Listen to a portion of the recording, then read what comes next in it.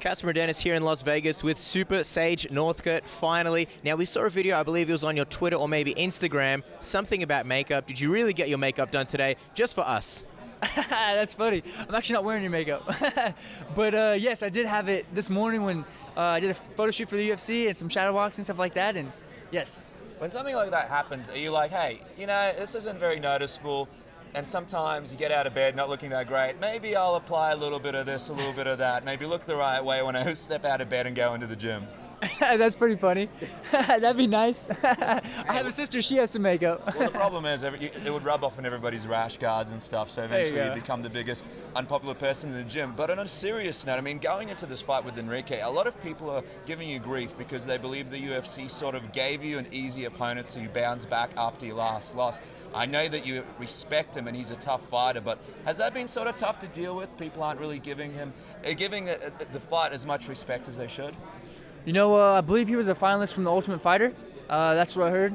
So it looks like from his previous fights, he was pretty tough and looks pretty well-rounded. So I'm excited to go out there and have fun.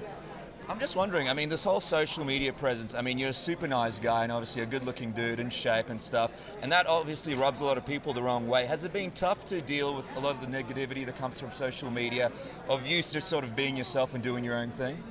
You know, I don't think anyone likes negativity coming from social media or anybody. Even from the lips of someone, so really not focusing on that, and I'm trying to block that out and not dwell on it, so anything that's positive, I'm kind of looking at that. You mentioned with Enrique you believe he's an Ultimate Fighter finalist. How much do you know about him? Are you the type of guy that watches tape and really studies him, or you sort of focus more on what you're going to do and then, you know, refining your skills?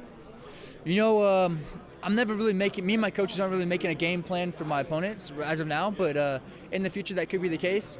So as of now, me being so young, still having technique to learn, I'm always trying to improve my technique to make myself better. You're a young dude, and obviously you're thrown to the limelight, you know, just like that, instantaneously, almost overnight, and you conduct yourself really, really well. But was it difficult for you to sort of end up in a position like this, a couple of Australian guys asking you questions, all these guys wanting to know all this personal stuff about your life, like if you wear makeup or not, all this different type of stuff? Has it been tough for you to sort of get used to that and sort of do that on a regular? No, you know, it's actually really fun. Yeah, y'all seem like nice guys, and everybody here doing the interviews, everything. You're 20 years old. You're by far the youngest guy on the card. How does it feel to be 20 years old and, you know, fighting on UFC 200?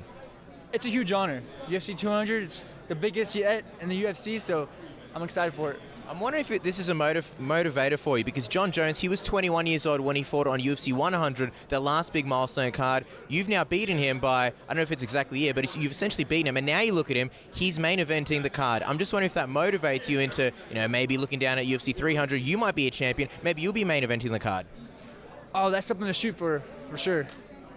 It's interesting because obviously last time you weren't at your best, you were a bit sick, you had strep throat, you had some infection there. I'm just wondering, how is Sage Northcutt feeling right now before UFC 200? Do you have anything to admit to us? You can tell us, we'll keep it between ourselves. Are you feeling good? Are you 100% healthy? Yes, I'm 100% healthy. I feel ready, I feel strong.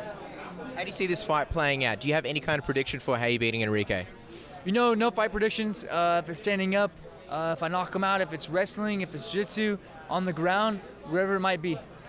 And I'm wondering, in the past, you fought fights really back to back to back. You had a pretty crazy schedule. Are you looking to sort of tone that down? Are you thinking about maybe when you'd like to fight next after this?